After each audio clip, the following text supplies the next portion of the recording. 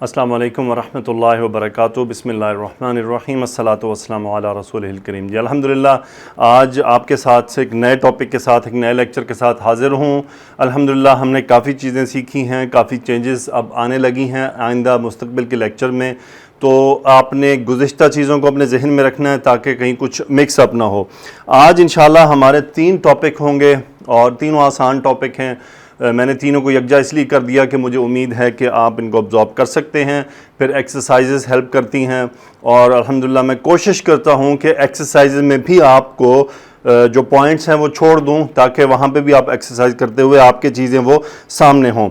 تو آج 3 ٹاپک ہیں۔ پہلا ٹاپک جملہ اسمیہ کو منفی بنانا، اس کو نفی کیسے بنایا جاتا ہے، اس میں نہیں کا مفہوم کیسے پیدا کیا جاتا ہے۔ میں پہلا اگر جملہ لکھوں زید صالح، ہوا صالح، وہ نیک ہے۔ یہاں پہ جملہ لکھ دیتا ہوں میں، ہما صالحانی، وہ دونوں نیک ہیں۔ ہم صالحون، وہ سب نیک ہیں۔ انا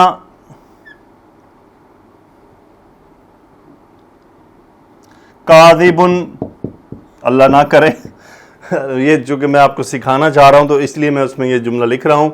چلے جی، اب اس کے ساتھ ہم نے نفی کے لیے استعمال کیا کرنا ہے۔ پہلی چیز ہم نفی کے لیے استعمال کریں گے فی الحال ما۔ یہ بات یاد رہے کہ قرآن پاک میں ما کئی طرح کے ہیں، عربی زبان میں ما کئی طرح کے ہیں، تو آج ان میں سے ہم پہلا ما سیکھ رہے ہیں، اور یہ ما ہے وہ جو جملہ اسمیہ میں آ کر نفی کا مفہوم پیدا کرتا ہے۔ تو جیسا کہ میں نے آپ کو پہلے بتایا تھا کہ انا جب ہم نے استعمال کیا تھا تو انا کے آنے سے کچھ تبدیلی آئی تھی۔ آج ہم دیکھتے ہیں کہ یہ ما کے آنے سے کیا تبدیلی آتی ہے۔ اب میں نے شروع میں لگا دیا ما کا مطلب ہے نہیں، اب مطلب ہے زید نیک نہیں ہے، میں جملہ بنانا چاہ رہا ہوں، اور مجھے چینج کیا کرنا ہے، یا چینج کیا ہوگا، وہ چینج یہ ہوگا ما زید صالحا، ما زید صالحا، زید نیک نہیں ہے، بس جملہ نفی ہو گیا۔ اتنی آسان، اتنی سمپل ترین بات۔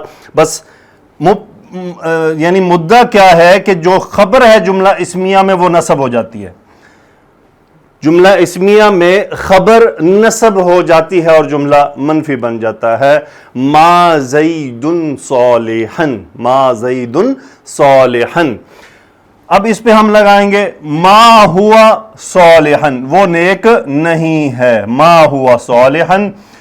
اب وہی قاعدہ جو انا میں تھا کہ اب یہ بن گیا اسم ما اور صالحا خبر ما، یہ بن گیا خبر اور یہ بن گیا اسم ما۔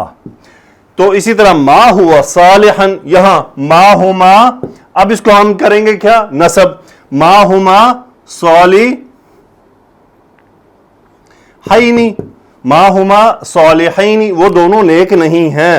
ما ہم صالحین، وہ نیک نہیں ہیں، وہ سب نیک نہیں ہیں۔ صالحین، ما انا، میں جھوٹا نہیں ہوں، ما انا کاذبن، ما انا کاذبن۔ لے جی، جملہ اسمیہ کو نفی بنانے کے لیے بس اتنا سا کام کرنا پڑتا ہے۔ دیکھیں اب آپ کو سمجھ آ رہی ہوگی کہ چینجز ہم کیسے ایڈجسٹ کرتے ہیں، وہ چینجز کیا آتی ہیں تو جملہ کیسے بن جاتا ہے۔ قرآن پاک میں چونکہ ما بہت سارے ہیں، بہت ساری قسموں کے ہیں، اس لیے اس ما کو پہچاننے کے لیے ابھی تھوڑا سا وقت لگے گا۔ جیسے جیسے ہم آگے بڑھیں گے الحمدللہ ہم اب فعل کے بہت قریب آ رہے ہیں، لیکن آپ یہ اندازہ کیجئے کہ فعل کے بغیر، ان گردانوں کے بغیر آپ نے کتنی عربی سیکھ لی، کتنا کچھ آپ نے سیکھ لیا، ان بغیر گردانوں کے یاد کیے، گردانوں کا بیچ میں کوئی تذکرہ ہی نہیں آیا ابھی تک۔ ٹھیک ہے جی، ما انا، تو اس میں امپورٹنٹ پوائنٹ، خبر نصب ہو جاتی ہے، مبتدا ویسے کا ویسے رہتا ہے۔ اچھا، اب اس میں ایک اور چینج آتا ہے، پھر انشاءاللہ میں آپ کو کچھ ایگزامپل قرآن پاک سے دینے کی کوشش کروں گا۔ ایک چینج اور آتا ہے، اب نفی میں بھی ایک تاکید کا اسلوب موجود ہے کہ میں یہ کہنا چاہتا ہوں کہ زید ہرگز نیک نہیں ہے۔ وہ جو ہرگز کا مفہوم آتا ہے اس کے لیے اس کے ساتھ خبر میں با کا اضافہ کر دیا جاتا ہے، حرف جر، با حرف جر. اب اس کا مطلب یہ قطعاً نہیں ہوتا کہ اب اس کا ترجمہ ساتھ کیا جائے گا, نہیں. اب وہ چینج جو آیا ہے وہ چینج بتائے گا کہ اب یہ جملہ اسٹرانگ نفی میں جا رہا ہے. اب میں اس کو با استعمال کر کے آپ کے سامنے لکھتا ہوں. ما زیدن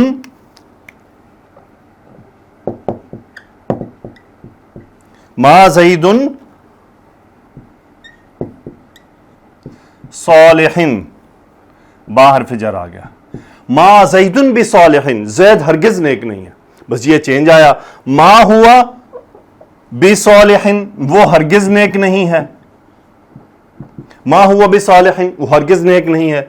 اچھا, میں نے آپ کو بتایا تھا جب ہم یہ جر اور نصب وغیرہ پڑھ رہے تھے, میں نے کہا تھا ایک وقت آئے گا آپ خود کہیں گے کہ یہ نصب ہے اور یہ جر ہے. حالانکہ دیکھیں صالحین مثنیٰ ہے اور یہاں اس وقت یہ نصب میں ہے, یہاں اس وقت یہ نصب میں ہے اس ما کی وجہ سے. اب ہم اس پہ با حرف جر ڈال دیتے ہیں. ما ہما بصالحین, وہ ہرگز نیک نہیں ہیں دونوں. اب دیکھیں با حرف جر آ گیا, اب آپ اس کو نصب نہیں کہیں گے, اب یہ مجرور کہلائے گا. اب یہ مجرور کیوں کہلائے گا کہ پیچھے با موجود ہے.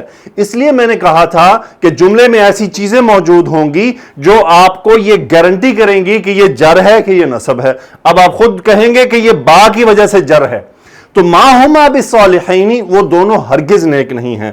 اب یہاں پہ بھی وہی بالکل سیم کہا تھا, ما ہم بصالحین, وہ ہرگز نیک نہیں ہیں. ما ہم بصالحین. ما انا بکاذبن, بکاذبن با حرف جر آیا, کاذبن مجرور چلا گیا. ما انا بکاذبن, میں ہرگز جھوٹا نہیں ہوں. ما جیسے رسول اللہ صلی اللہ علیہ وسلم نے فرمایا تھا نا, جبریل علیہ السلام نے جب آپ کو کیا فرمایا, اقرا پڑھیے, آپ نے کیا فرمایا تھا, ما انا بقارئن, ما انا بقارئن, میں ہرگز پڑھا لکھا نہیں ہوں, یعنی میں ہرگز, میں پڑھنے والا ہرگز نہیں ہوں, یعنی آپ کو پڑھنا نہیں آتا. ما انا بقارئن, شدید شدت کے ساتھ. تو یہ ایک ایگزامپل میرے سامنے آ گئی. تو یہ ہے ما اور با دونوں کا استعمال. یہ ہرگز کے میننگ میں چلا جاتا ہے, زوردار نفی, نفی میں تاکید کا مفہوم, نفی میں تاکید کا مفہوم. ما اور با, صرف ما ہوگا ما زیدن صالحن, زید نیک نہیں ہے. اس کی ایگزامپل کو آپ نے قرآن پاک میں انشاءاللہ غور بھی کرنا ہے, اور میں آپ کو ایکسرسائز میں بھی کچھ دوں گا چیزیں. اب قرآن پاک سے ایک میں ایگزامپل آپ کے سامنے لکھتا ہوں. مَاللَّهُ بِغَافِلٍ. اب اس جملے کو میں ویسے لکھنا مجھے مشکل لگ رہا تھا کہ میں ما کے بغیر نارمل اس کو لکھوں اور پھر اس کو نفی بناؤں, یعنی مجھ سے یہ گوارا نہیں ہو رہا تھا. تو بہرحال اللہ ہرگز غافل نہیں ہے. ما نفی کے لیے, با تاکید کے لیے. مَاللَّهُ بِغَافِلٍ, اللہ ہرگز غافل نہیں ہے.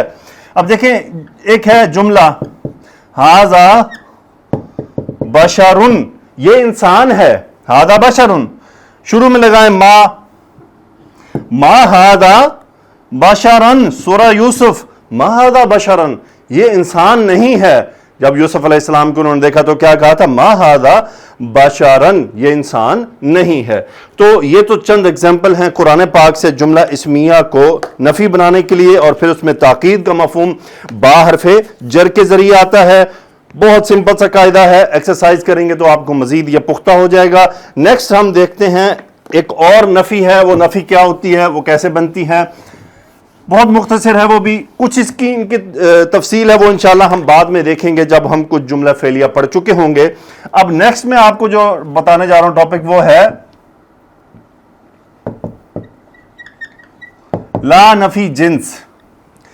اسے لائے نفی جنس بھی کہتے ہیں, لا نفی جنس, یعنی ایسا لا جو جنس کی نفی کرنے کے لیے آتا ہے اور قرآن پاک میں موجود ہے, بلکہ سورہ بقرہ میں بہت الف لام میم ساتھ ہی آ جاتا ہے. تو پہلے اس کو سیکھ لیں کیا ہے لا. میں کہنا چاہتا ہوں کوئی آدمی کھڑا ہوا نہیں ہے. دیکھیں لا رجل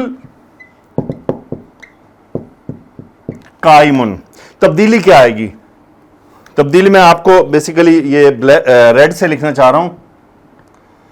لا رجل قائم, اب اس کو لا نفی جنس کیوں کہتے ہیں؟ دیکھیں رجل کا مطلب ہوتا ہے آدمی، رجل نارمل، رجل یہ ایک جنس ہے، اس جنس کی کمپلیٹ نفی کی جا رہی ہے۔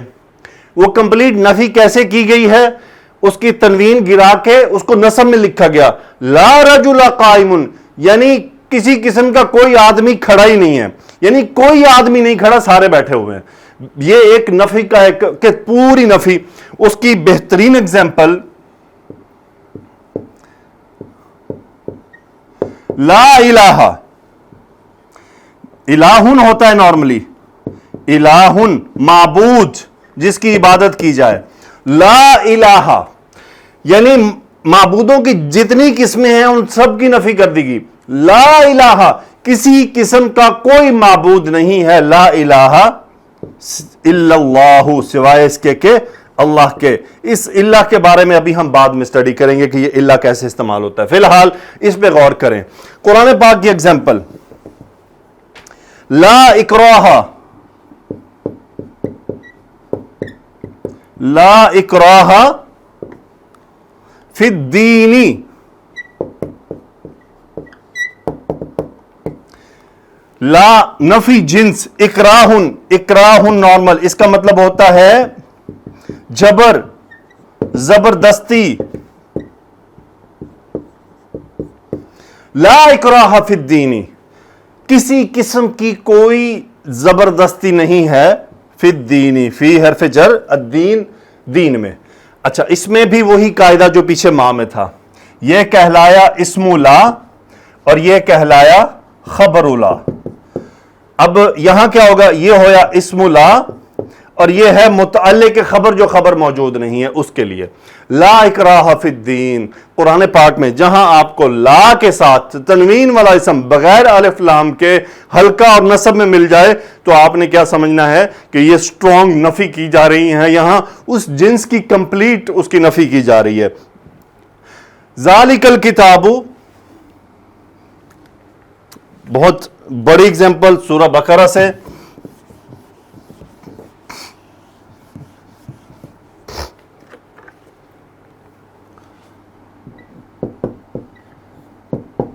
ذالک الکتاب لا ریب فیہ، ذالک الکتاب۔ اب دیکھیں اس کا ترجمہ کیا کیا جاتا ہے، ذالک کا مطلب ہے وہ، یہ مرکب اشاری ہو گیا اور یہ ہے مبتدا، یہ مبتدا، یہ پوری خبر ہے، یہ پوری خبر ہے اس کی، لیکن اس خبر میں ایک پورا جملہ چھپا ہوا ہے۔ لا نفی جنس، ریبہ نصب ہو گیا، شک، ریبن کا مطلب ہوتا ہے شک، لا ریبہ کسی قسم کا کوئی شک، فی ہی، فی حرف جر، ہی کدھر جا رہا ہے یہ ہم نے غور کرنا ہوتا ہے ذالک الکتاب کی طرف، کہ اس کتاب میں کوئی شک نہیں ہے، کسی قسم کا کوئی شک نہیں ہے، یعنی سٹرونگ نفی کہ جو شکوں کی قسمیں ہو سکتی ہیں ان تمام شکوں کی نفی کر دی گئی۔ یہ لا اتنا سٹرونگ ہے کہ اس کا مطلب ہے کہ شک کی جتنی بھی اقسام ہو سکتی ہیں ان کی نفی کر دی گئی۔ لا ریبہ کسی قسم کا کوئی شک نہیں ہے، فیہ اس میں۔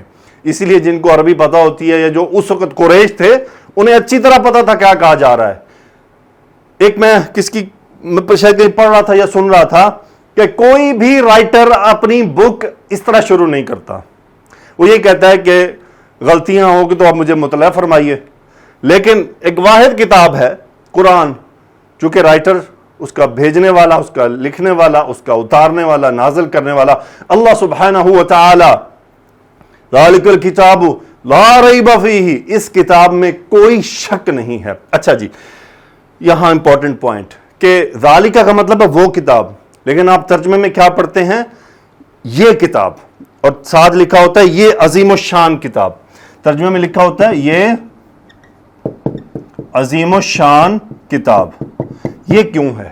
یہ اس لیے ہے کہ عرب کا ایک دستور ہے، جس چیز کی اہمیت بڑھانی ہو وہ قریب ہو تو اسے دور کا اشارہ کیا جاتا ہے، یعنی کوئی بڑا آدمی بیٹھا ہو، ذالک الرجل، ساتھ ہی بیٹھا ہوا ہے، اشارہ ذالک الرجل، تو سننے والا فوراً کہ یہ جو آدمی بیٹھا ہے نا کہ بہت بڑا آدمی ہے، تو اسی لیے عرب کو پتا تھا، وہ قریش کو پتا تھا کہ یہ کیا کلام ہے، ذالک الکتاب، یہ بہت بڑی کتاب ہے، اس کتاب کا سٹیٹس بڑھایا جا رہا ہے کہ اس کو دور کا اشارہ دے کے کہ یہ کوئی بہت عظیم چیز ہے.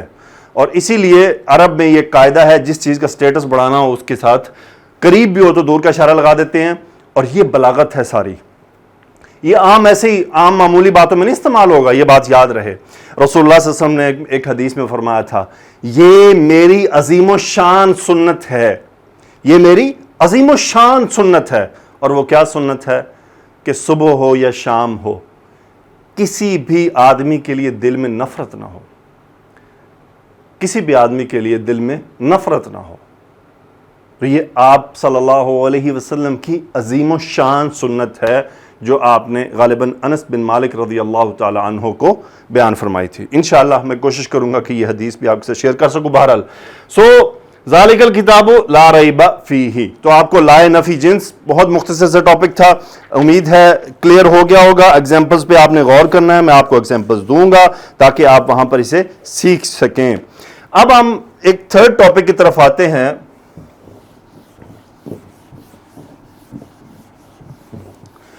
تیسرا ٹاپک ہے حروف ندا یا حرف ندا کہہ لیجئے. حرف ندا، پکارنے کے لیے حرف، یعنی کسی کو پکارنا ہو عربی میں تو کیسے پکارا جاتا ہے، یہ پکارنا بلانا، تو ان کو کیسے استعمال کیا جاتا ہے. پہلا قاعدہ، یا پکارا جا رہا ہے کس کو؟ ایک ایسا اسم جس پہ تنوین موجود ہے. تو رزلٹ کیا نکلے گا؟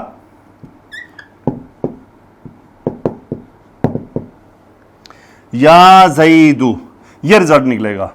اس کی تنوین گر جائے گی اور وہ ہلکا ہو جائے گا، یا زیدو. دوسری چیز،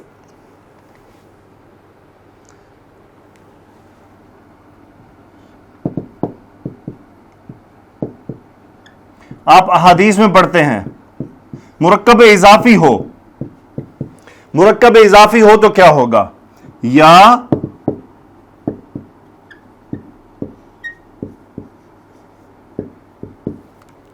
یا رسول اللہ، جو مرکب اضافی کا مضاف ہے وہ نصب ہو جائے گا. آپ نے کہنا ہو یا پلس، آپ کسی عبداللہ کو پکار رہے ہیں تو رزلٹ کیا نکلے گا؟ یا عبداللہ، یا عبداللہ. آپ کسی ابو بکر کو پکار رہے ہیں تو جواب رزلٹ کیا نکلے گا؟ یا ابا بکرن. کیونکہ میں نے آپ کو یہ پڑھایا تھا، میں نے آپ کو پڑھایا تھا کہ ابو ابا ابی، جب یہ لفظ مضاف بنتا ہے تو یہ ابو ابا ابی ہوتا ہے. ابو رفع، ابا نصب اور ابی جر. یا ابا بکرن، ابو بکرن یا ابا بکرن. تو یہ ہے مرکب اضافی میں، یعنی اگر ہلکا تنوین ہو تو ہلکا ہو جائے گا، اور اگر تنوین جیسے قرآن پاک میں نا یا نارو، نارن نہیں ہے، یا نارو اے آگ، یا نارو کونی بردن و سلامن، ٹھنڈی ہو جا اور سلامتی والی، ایسی نار جو سلامتی والی ہو. تو قرآن پاک میں یا نارو اے آگ کونی بردن و سلاما. یا حرف ندا، اس کے بعد تنوین والا اسم ہو تو سنگل. اگر تنوین والا نہ ہو، ابراہیم ہو تو سمپلی وہ ویسے ہی رہے گا، مریمو ہو تو وہ ویسے ہی رہے گا، اور موسیٰ ہو تو بھی ویسے ہی رہے گا. یعنی یہ اسماء میں چینج نہیں آئے گا، صرف تنوین والا اسم جو ہے وہ اس میں چینج ہوگا. اب ہم کو دعاؤں میں استعمال کرتے ہیں یا ربنا، یا ربنا. یہ یا ربنا اے ہمارے رب، مرکب اضافی ہے نا تو ربا نصب ہو گیا. پہلے تھا ربنا اے ہمارا رب، ربنا ہمارا رب، یا ربنا اے ہمارے رب. جہاں آپ کو قرآن میں ربنا ملے تو پیچھے یا محذوف ہے، وہ نصب ہے. اچھا، پھر آپ ایک اور اثر ملتا ہے یا ربی. اس میں یہ جو رب ہے یہ آلریڈی نصب ہے، چونکہ آگے یا متکلم ہے اس لیے مجبوری ہے کہ وہ چینج نہیں ہو سکتا. یہ چند پوائنٹس ہیں، میرا خیال ہے کہ یہ کوئی اتنا مشکل ٹاپک نہیں ہے، اس لیے میں نے آپ سے شیئر بھی کر دیا ہے. اس کے بعد 2-3 مزید چیزیں. یا پلس الرجل، اگر یا حرف ندا کے ساتھ ایسا اسم جو معرف باللام ہو، الف لام کے ذریعے معرفہ بنایا گیا ہو، تو اس کا رزلٹ کیا ہوگا؟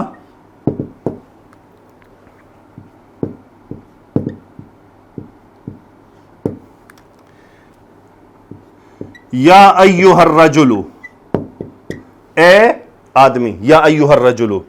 اسی لیے آپ کو ملتا ہے یا ایھا النبی، یا ایھا النبی، یا ایھا المدثر، یا ایھا المزمل، معرف باللام. یا ایھا الناس، یا ایھا الناس، یا ایھا الانسان، اے انسان. اچھا، اگر جو جس کو پکارا جا رہا ہے وہ ہو مؤنث، یا کے ساتھ کیسے رزلٹ نکلے گا یہ دیکھ لیتے ہیں کہ اس میں کس چیز کا اضافہ ہوگا. یا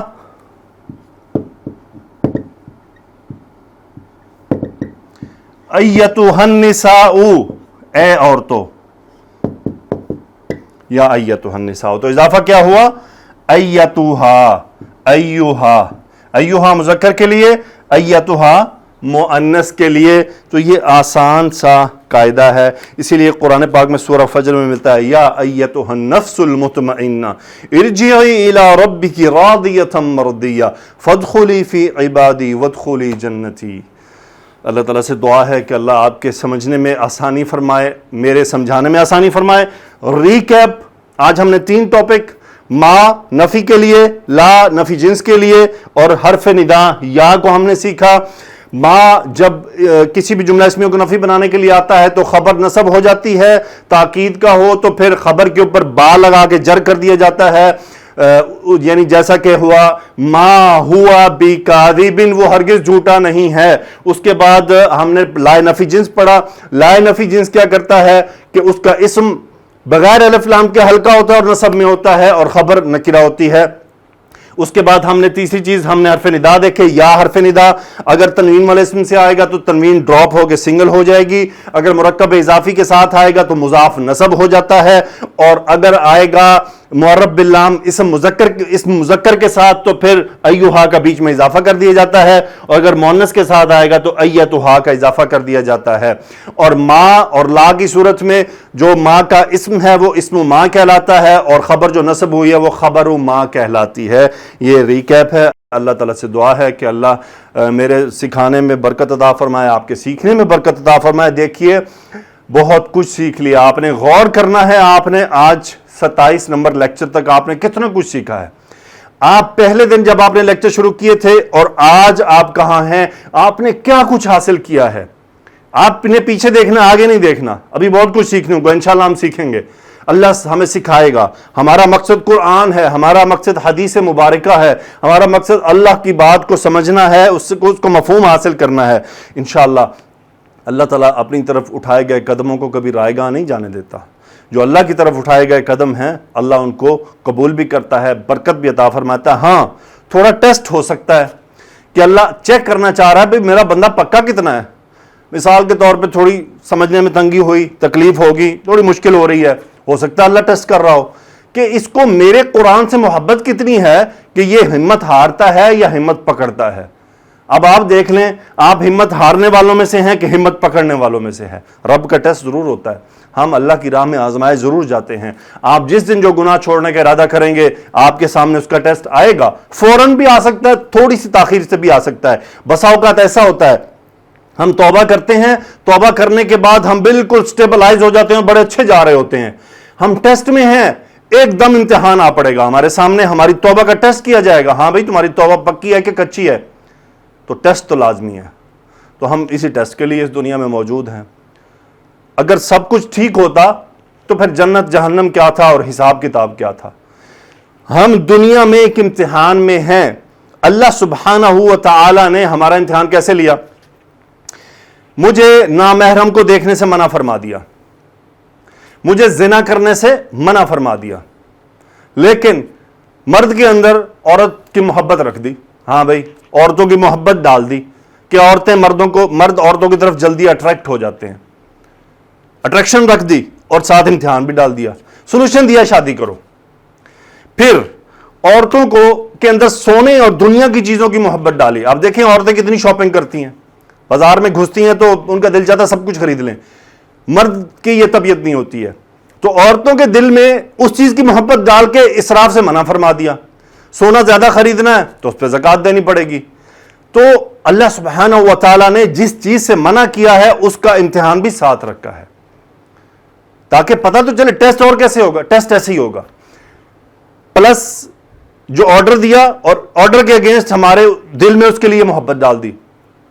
کتوں کا حکم اسلام میں موجود ہے سختی سے کہ کتے ممنوع ہیں سوائے ایک دو شرائط کے، لیکن ہمارے ہاں کیا اس شرائط پہ کتے رکھے جاتے ہیں شہروں میں؟ نہیں، پسند محبت سے رکھے جاتے ہیں جی کتا بڑا اچھا جانور ہے، بے شک بڑا اچھا جانور ہے، لیکن دیکھیں اللہ تعالیٰ نے کیسا امتحان ہم سے لیا کہ کتے میں کچھ خصوصیات رکھ دی اور انسان کے دل میں اس کی طرف رغبت ڈال دی، اور ادھر سے اسلام میں منع فرما دیا کہ کتا اسلام میں گھر میں نہیں آئے گا، گھر میں آئے گا تو پھر بے برکتی ہوگی، اگر وہ لعاب ہے، مطلب احکامات آپ کو جو ہے میں اس طرف جانا نہیں چاہ رہا، احکامات آپ کو معلوم ہے۔ اسی طرح آپ اگر موسیقی دیکھیں، موسیقی میں ایک اٹریکشن ہے، منع فرما دیا، اٹریکشن بھی رکھ دی، منع بھی فرما دیا۔ اور امتحان کیا ہے؟ یہی تو امتحان ہے، جن چیزوں میں کشش رکھی ہے ان سے منع فرما دیا۔ تو امتحان، آزمائش لازم ہے اور ہمارے لیے رکھی گئی ہے، ہر موقع پر ہمارا امتحان لیا گیا ہے۔ اگر ہمیں مال مل رہا ہے تو یہ نہ سمجھیں کہ کوئی بڑے انعامات ہیں، ٹیسٹ ہے، امتحان ہے۔ نہیں دیا ٹیسٹ ہے، اولاد دی ٹیسٹ ہے، نہیں دی ٹیسٹ ہے، بیویاں دی ٹیسٹ ہے، ایک بیوی دی وہ بھی ٹیسٹ ہے، ہر صورت میں ٹیسٹ ہی ہے۔ تو دنیا میں ہم ٹیسٹ میں زندگی گزار رہے ہیں۔ بعض لوگ کہتے ہیں مجھے یہ پریشانی ہے، وہ سب سے آسان بات ذہن میں بٹھا لیں ہم جنت میں زندگی نہیں گزار رہے ہیں، ہم دنیا میں زندگی گزار رہے ہیں۔ یہ جو ٹینشن لیس زندگی ہے یہ صرف جنت میں ہے، صرف جنت میں ہے۔ تو ایک ابدی لمبی ٹینشن لیس زندگی گزارنے کے لیے دنیا کی تھوڑی ٹینشنز اور ٹیسٹ پر صبر آزما ہو جائیں اور اللہ کے احکامات کو پہچانیں اور اس پر عمل کرنے کی کوشش کریں، میں بھی اور آپ بھی۔ سبحانک اللہم و بحمدک، اشہد ان لا الہ الا انت، استغفرک و اتوب الیک۔ اللہم صلی علی سیدنا و مولانا محمد وعلی آلہ و اصحابہ و اہل بیتہ و بارک وسلم تسلیما کثیرا، آمین یا رب العالمین۔